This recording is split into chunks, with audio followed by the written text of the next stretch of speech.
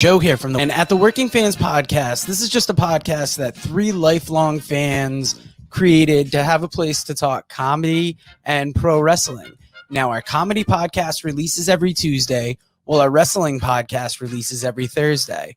We release bonus episodes under the moniker Working Fans Presents every now and then. You can find us on Apple Podcasts, Google Podcasts, Spotify, Breaker, any major podcast provider. The important thing is just please like, rate, review, subscribe wherever you listen to us. Now, we have started a new thing. We are now on Amazon and Audible. So those episodes release every Monday. And that's kind of going through the archives and just releasing our old episodes into new areas. So if you want to live through the process with us again, take that journey with us again, you can find us over on Amazon and Audible. Now, if you can't get enough of us in the audio form, check out our YouTube. It's youtube.com/C/Working Fans Wrestling Pod, or just search Working Fans Podcast on YouTube. We have the whole archive is up there. And if you listen to the Working Fans Podcast, you are more than familiar with the 531. That is our signature segment where we take your top 5 lists on a particular subject, vote it down to a top 3, and then debate it down to a top 1. Now, guys, if you want to hear 3 guys talk shit about comedy, wrestling, life, anything, you will enjoy the Working Fans Podcast.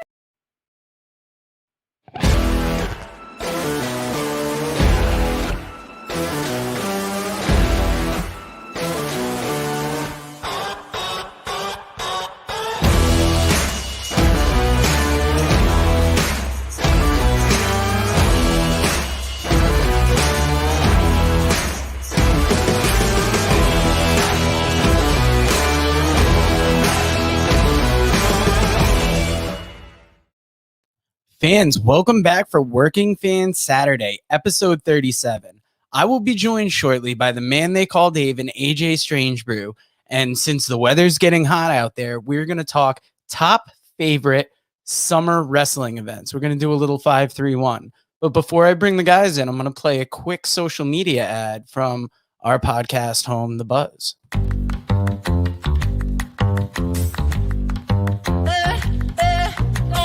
Get the Lambo car, house in the hills with the stars. Told you I'd raise the bar, told you that I'd go far. Baby, it's crystal clear. I'm not a souvenir. I'm not an accessory, I'm a necessity. So come and check me out now. I'm a necessity, so come and check me out now.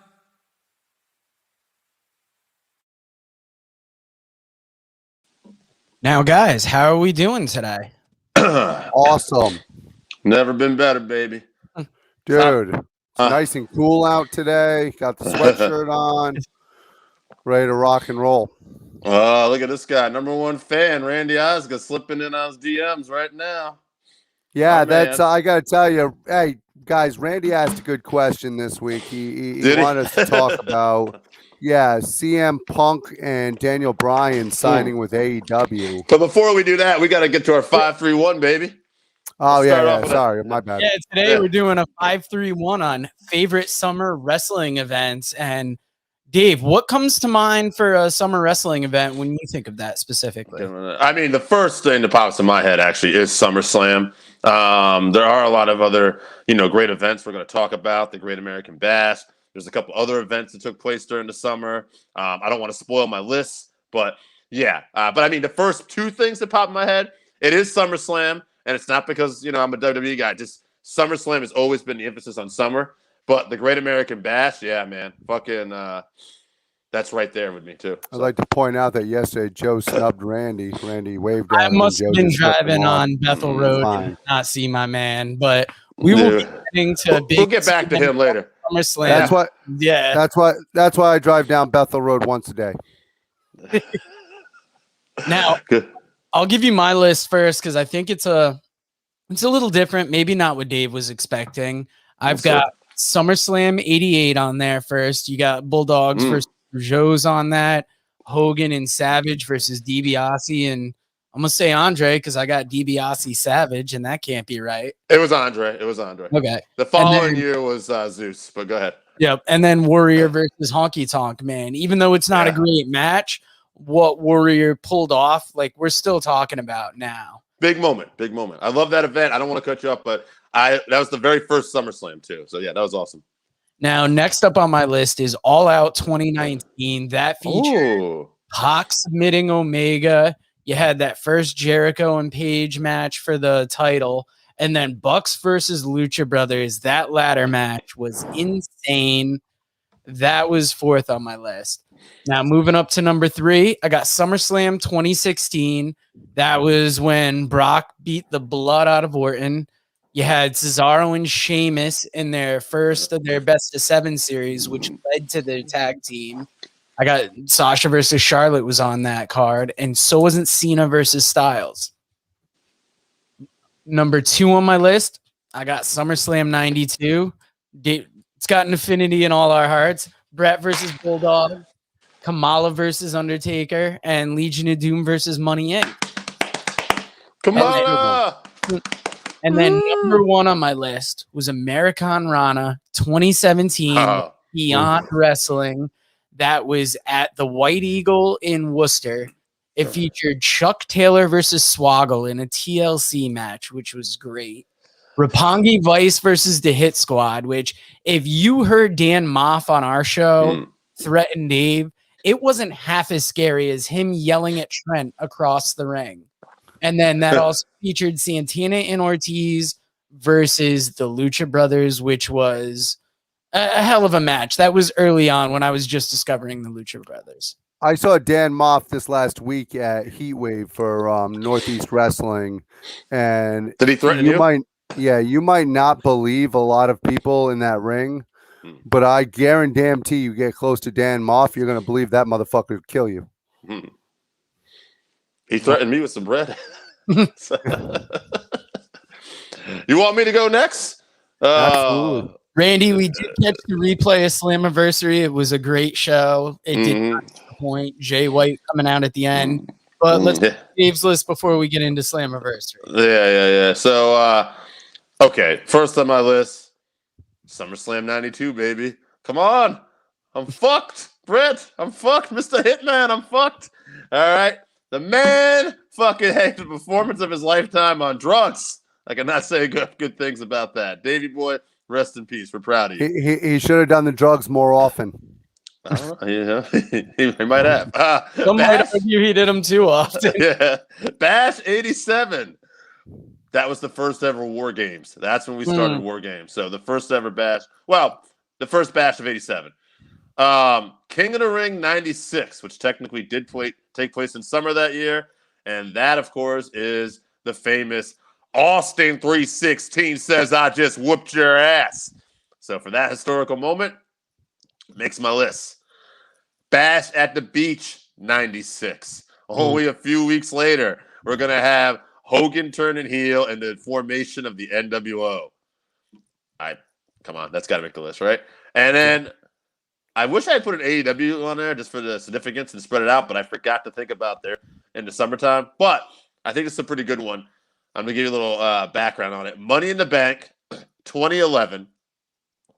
Christian wins the world title from Randy Orton by disqualification because that was the stipulation of the match. Del Rio wins Money in the Bank from Raw. Daniel Bryan wins the SmackDown Money in the Bank.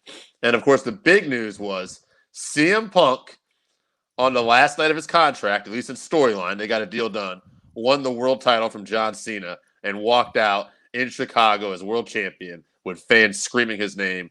This, of course, was the pipe bomb that just happened, and people were just going crazy for Punk around this time. Now, speaking of getting the deal done, AJ, you got a list for us, right? I do, and it does not have SummerSlam 91 on it because anyone with a wedding sucks ass.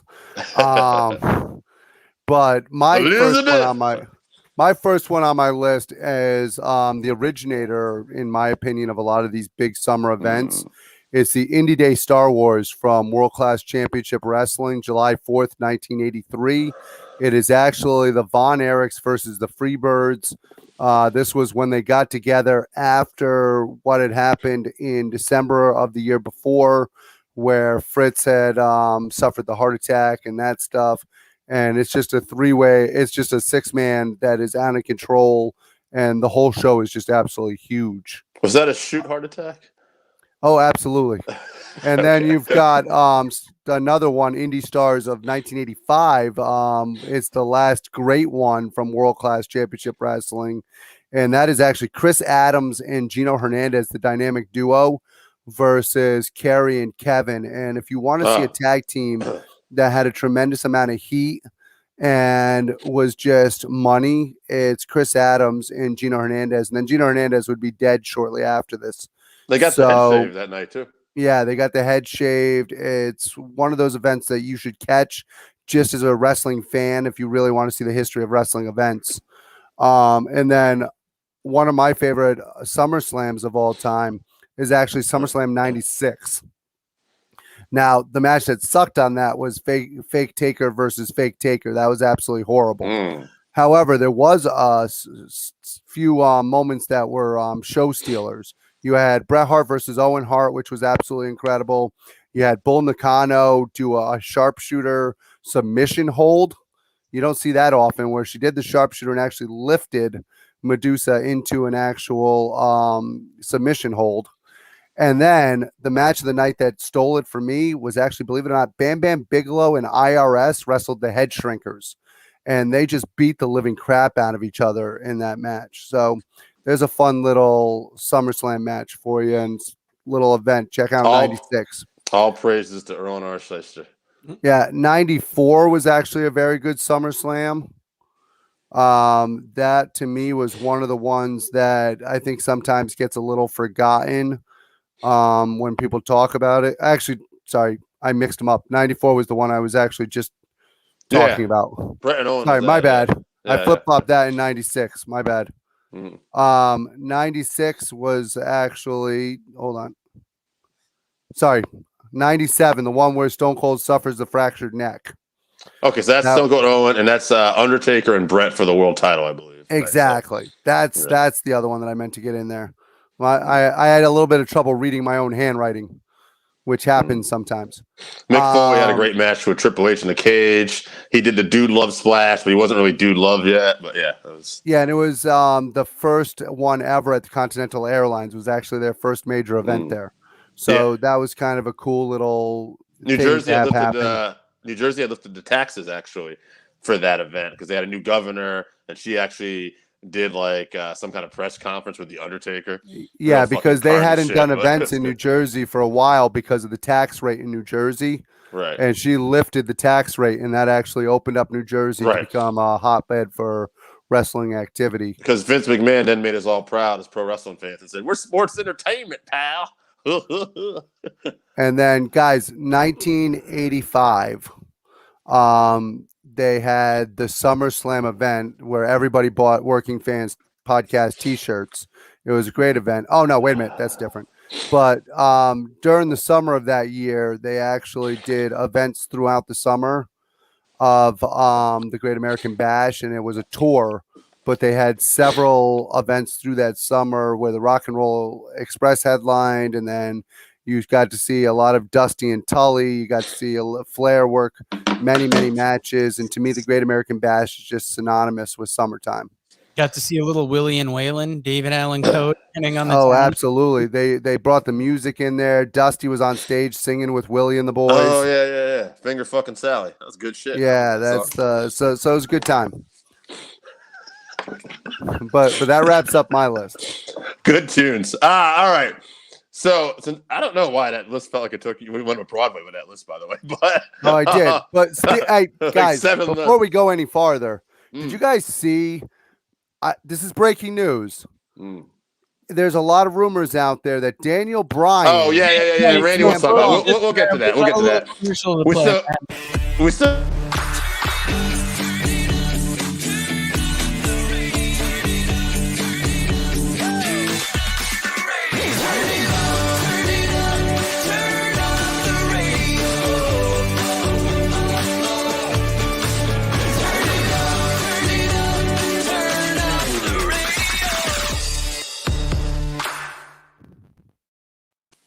Now, Daniel Backley's got a couple summer events for us here.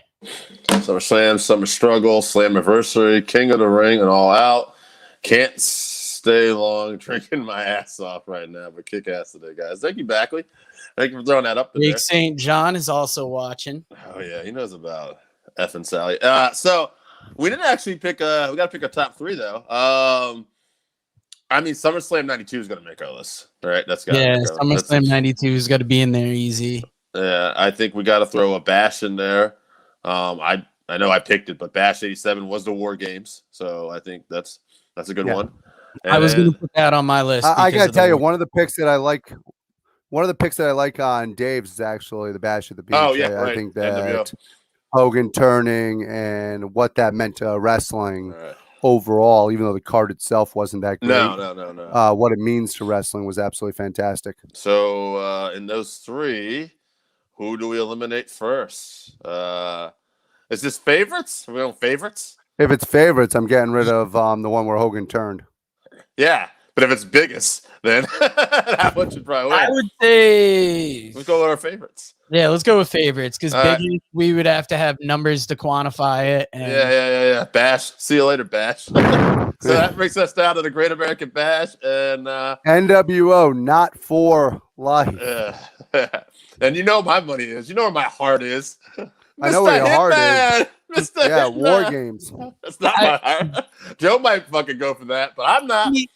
I'll go down swinging because I've got such love for the War Games, but '92 SummerSlam, that was in the heart of my fandom, and I grew up with that. So I would have to go with what I grew up loving versus.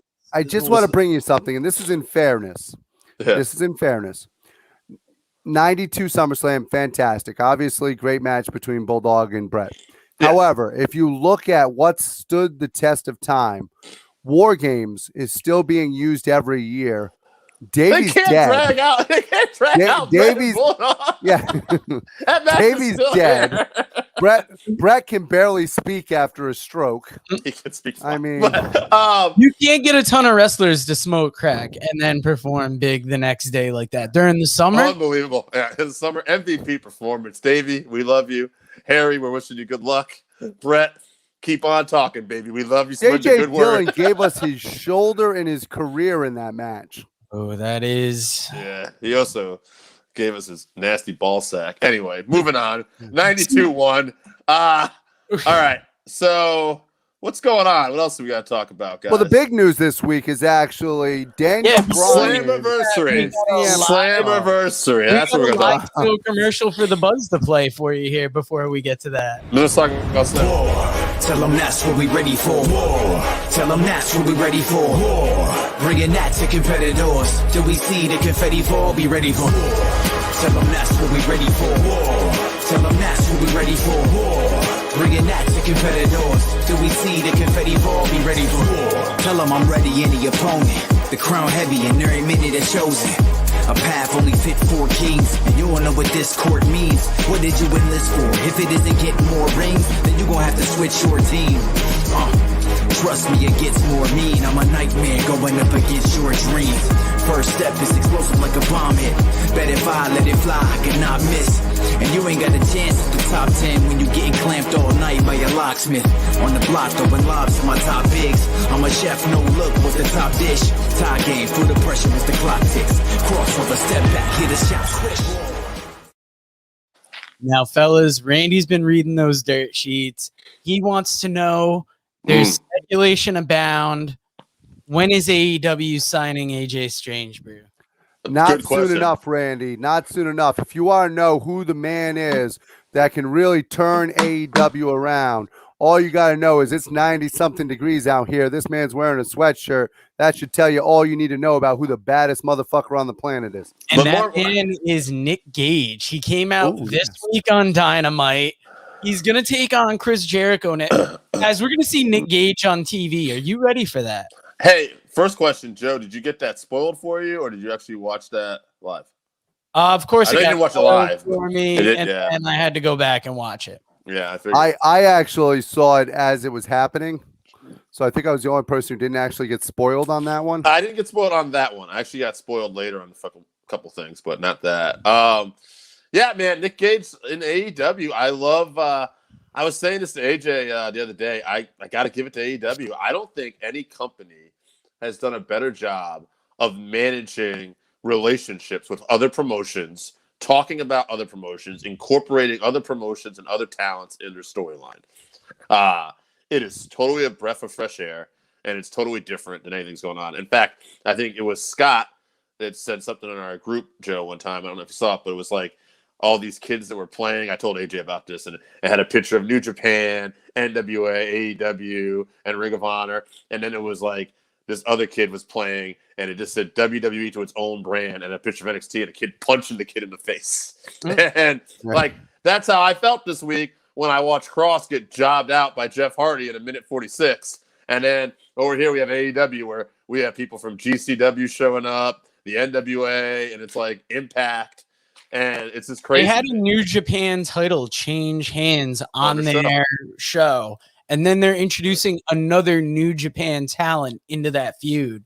That's insane. I think it's going to happen again. I actually think the Murder Hawk is going to actually lose the belt next week. So you think he's going to learn the Hikuleo? Like, Hikuleu's good. He's a beast. He's another one of Haku's sons. But I think New Japan wants the belt back in Japan, and I think that this is the way to do it. I think that they didn't want to put him over Moxley. So they have Lance Archer dropping the belt to him next week. I say fuck that. I say Archer will drop it maybe on the upcoming New Japan show. I'm blanking out on the name, but it's going to be this summer. It's going to be in August. Oh, okay. I thought you were talking the Grand Slam show, but I believe that's coming up soon. Yeah, and it's going to be in the States. So Archer could be there to drop that. Yeah, so that could be it. I could see happening this week coming up just to get another big pop. By the way, they freaking killed it on ratings again. Yeah, number one again. Good for them. I will say, too, despite though Vince McMahon trying to kill off NXT, I thought they had a solid show this week. Joe, they did. I thought it was a good all-around show. Yeah, I'm excited about Joe coming back to the ring. I think the takeover they set up with Joe versus Cross, and now we found out Walter versus Dragunov 2 is happening.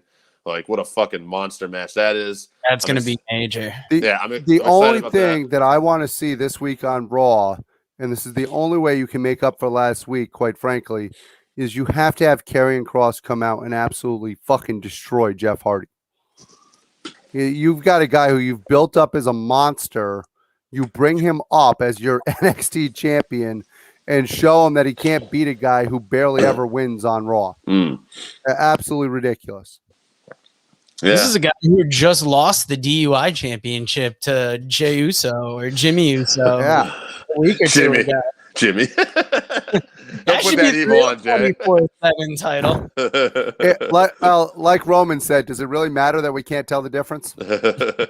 Main event Jey Uso, baby. Let him shine.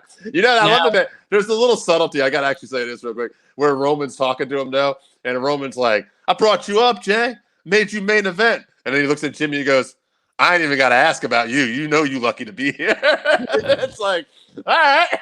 Yeah, that was weird that like a week or two after catching that DUI, he gets a title win, and it seems like an odd way to punish him.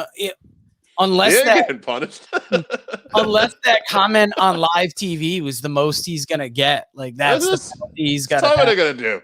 It's obvious that's what they're gonna do. They busted his ass and they made it into like that's it. Roman's like, hey, if you don't get what's happening right now, but you know, for the hardcore fans, that's actually our little reward. That's our reward. Little hardcore fan. Hey, in fairness, he was only drinking and driving. It's fine. Now, guys, shattered.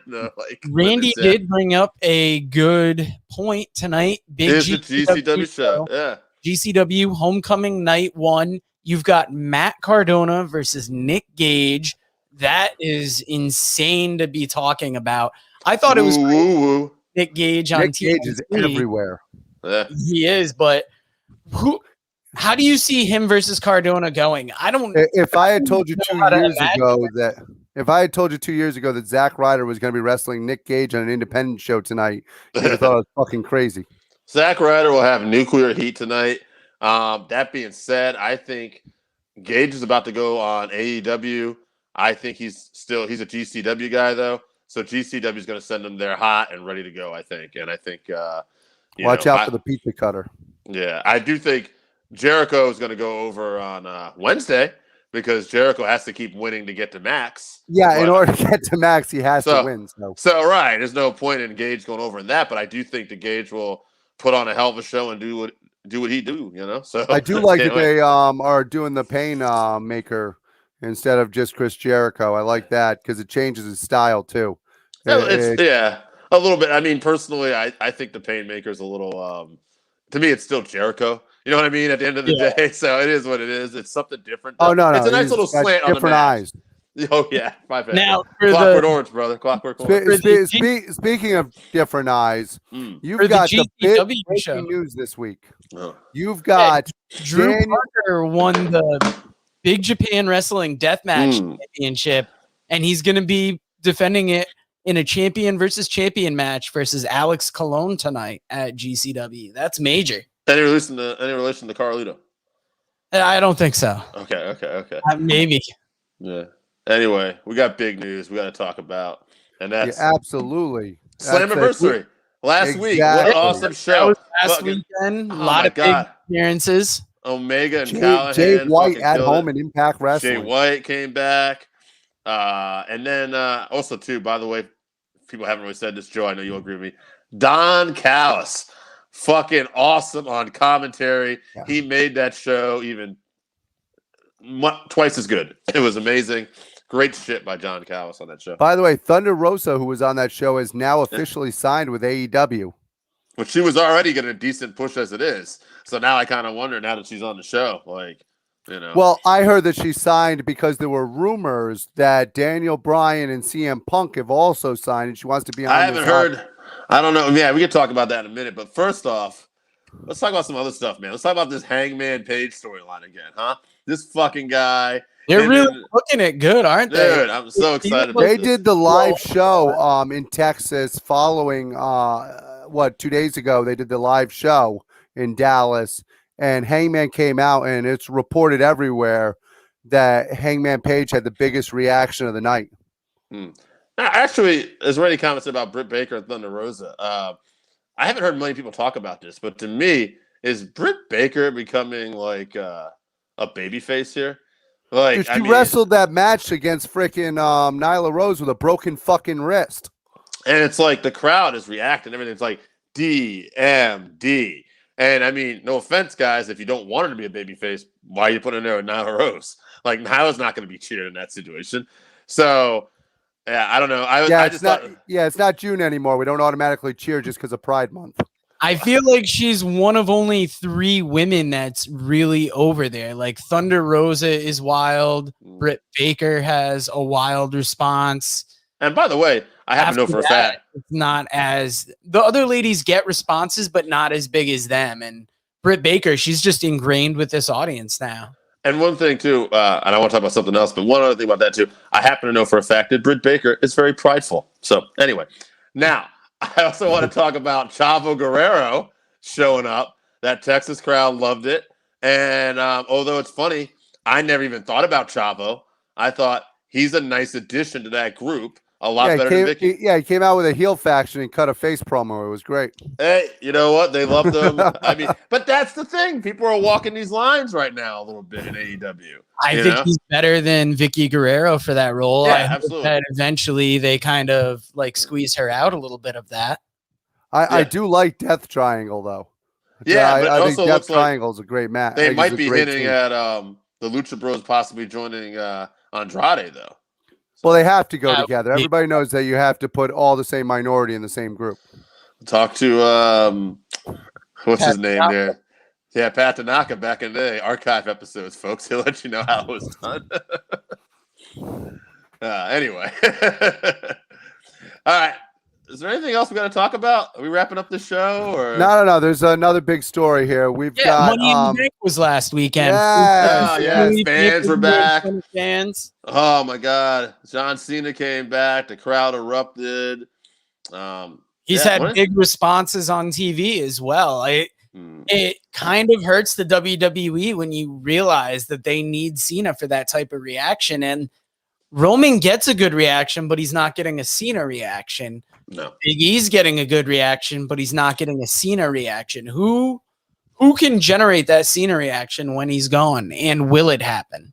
CM Punk could get that reaction if he was in a promotion. He could. Yeah, but he's done with wrestling. He said that. I think he's just coaching hockey now. Yeah. Yeah, I tell you what, coach, right?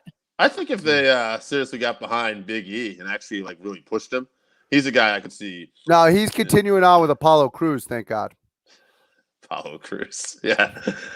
By the way, I didn't get to watch SmackDown last night, but I did see Paul Heyman masterfully doing John Cena's entrance there. So AJ, I don't know if you watched SmackDown, but I didn't get a chance to see it yet. So yeah, John Cena has done exactly what I expected him to do. I enjoyed SmackDown a little less this week.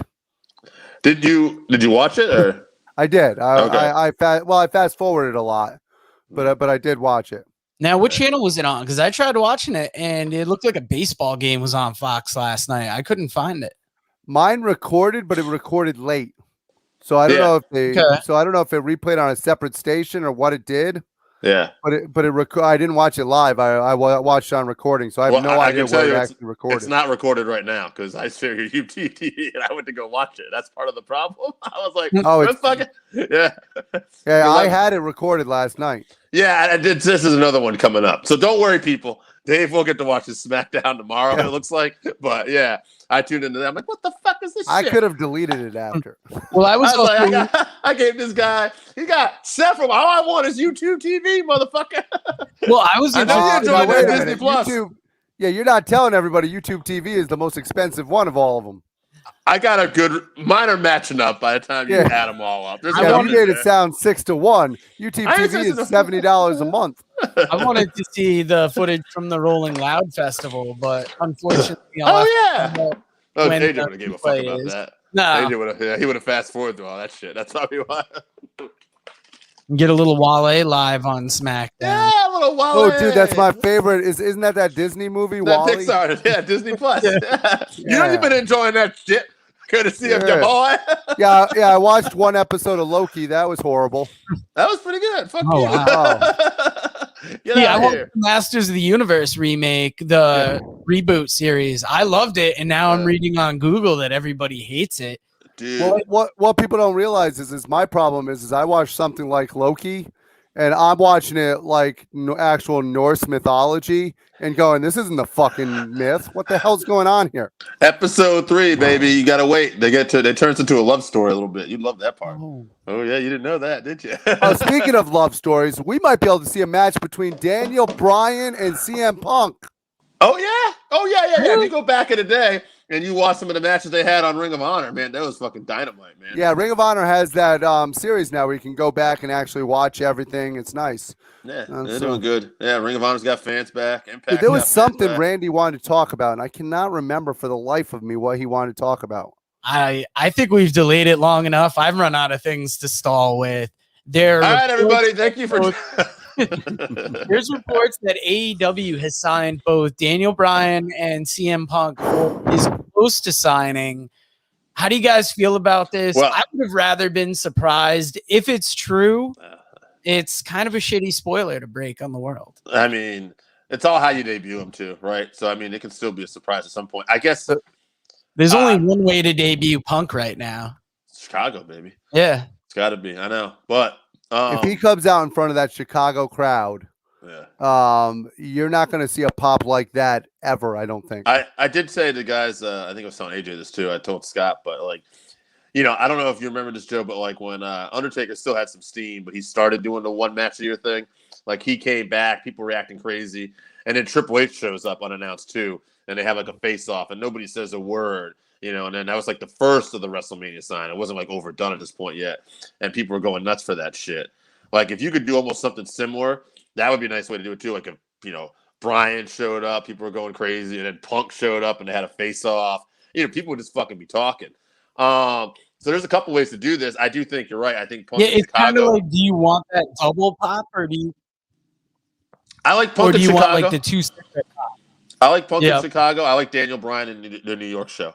I like them separate. Draw the two different houses. Make If you want to make money in wrestling, you draw two different houses. You don't draw one house with two superstars. Yeah, get that New York market talking. And then too. you get the third house when you have the two of them face to face.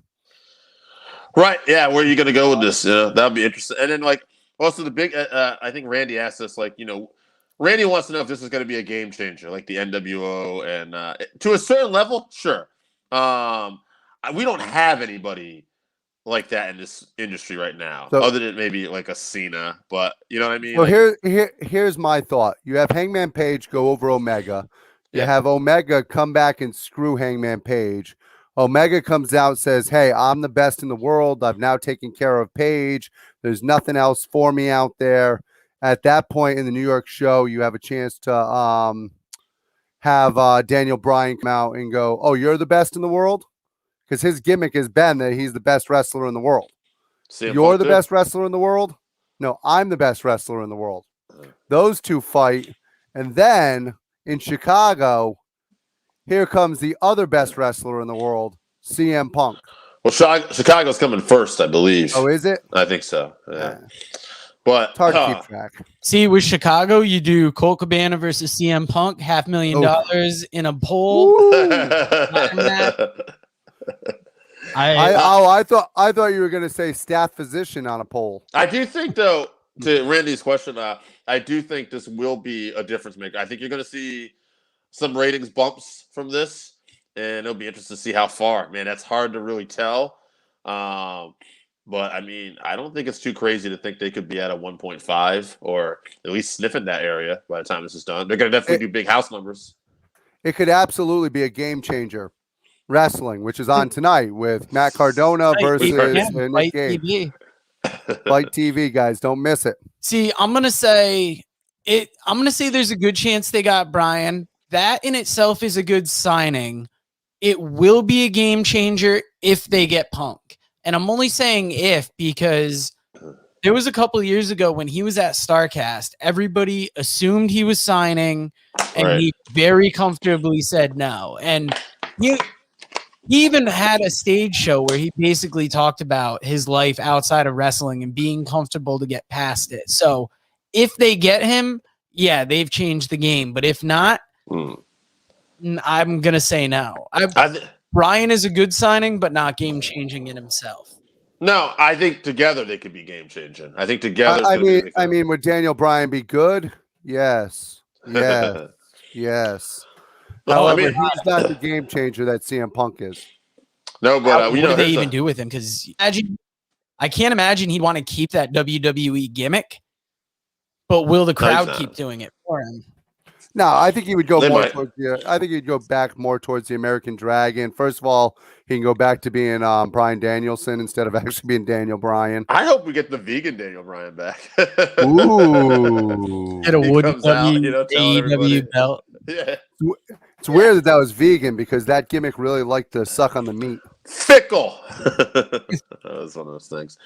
Yeah, man. I don't know. I think they're both great signings, though, if they got them. And we'll see. All signs. definitely Who's seem the to indicate- bigger signing though? It is CM Punk, right? I think so. Yeah. Because people are still clamoring. I mean, it's been what? How many years now? Yeah. I mean, 6, 7? Yeah. Yeah. About And people are still dying to see this guy back in the ring. right. After he got basically embarrassed in an MMA fight, which I know isn't the same thing, but you think fans would have been like, shit on him. But they don't. They don't. They I would shit on think other most people. wrestling fans realize that for someone who has no training whatsoever to all of a sudden go in and just train to do Right. MMA, that the odds of him not getting his ass whooped were not in his favor. Right. And being on a stage like the UFC, even though UFC tried to do some friendly matchmaking, it was still not going to happen. Yeah, little friendly matchmaking. Well, I mean, the second fight. I would argue in ring, Brian's probably going to be the bigger return, like the more interesting. Well, it's Just just, I mean, what he's able to do. we don't know what Punk can do. That's what's going to be interesting. Punk hasn't probably As been he working put in the the ring. size back on, he had gotten small. Yeah. Yeah, so that means even if Punk does all right, going to be maybe not as good as Brian, and that's tough. Like, I hope he comes back in the ring good. That being said, these are two of the greatest performers of all time, and to think that he's lost that much You know, it's funny. Like, you could put Hangman Page over, and you could have him getting beat down at the end of the show, and then Punk makes the save, and then they could be leading towards a Punk fucking Omega match. It looks like, and then in New York, and then Bryan shows up, and that would be a three-way match. I know, I want the one-on-one too, but that would be a three-way match that would actually be exciting. And with Punk coming back in his first match too, having a couple dance partners, I mean, Jesus, I mean, it's kind of hard to be upset about Omega versus Punk versus Danielson. I mean, just saying that. And I think that has to go more towards them versus Omega, just due to the fact that I'm not sure you can make either one of them a heel coming in. No, and you got a huge baby face in Page right now. So I think there's definitely, you could always, MJF could go over in this feud with Jericho, and then you could do MJF and Hangman Page for the title. And while you have that triple threat thing, that could be like a pay-per-view, whatever the November pay-per-view. It is only a matter of time until MJF at some point has that title around his waist. I mean, he is the best heel in there. Revolution, right. I mean, imagine Revolution. You have a three-way between Punk, Bryan, and Omega as the co-main event, and the main event's going to be Hangman and MJF. First off, it's a great way for Hangman to be the main event on that pay-per-view with those other guys underneath. I don't know. Plus, in order for the Pinnacle to actually reach the success that they want them to reach, they have to at some point have that great heel champion like Flair was for the Horsemen that everybody wants to chase. Sure, and it'd be nice to see the not the Revival, Pinnacle. The Pinnacle. Well, what is that? Dax and No, what are they now? Yeah, it's FTR. Yeah, okay. So, I mean, I'd love to see them back with the tag belts too, but You can put the belts back on them. You can freaking have Shawn Spears could eventually win something.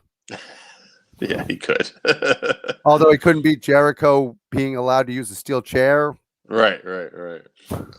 So I thought he was going to have to go through all the members of the Pinnacle, but thank God it's something different. Yeah, they actually did something different. So I'm not eventually they're going to want to do something with Wardlow too. Wardlow is the Pinnacle's Lex Luger. Yeah. Except for he can wrestle more. Yeah. He's I mean, there's a lot of with the exception of Spears, sorry guy. There's a lot of people in that group that are very. The sad part is it's not like we don't like Shawn Spears. The guy, he's not a great wrestler. He's great in the ring. He just doesn't have that it factor that the rest of the guys do. He doesn't have the it factor his wife has. No, he doesn't. Now, guys, do you guys have anything more to talk about this week? Because I was thinking next week we can come back with top 5 dream opponents for Punk in AEW. Absolutely. Supposedly, he's going to be coming in. Absolutely, we can do that. All right, guys, we'll get your list ready, and I will see you next Saturday.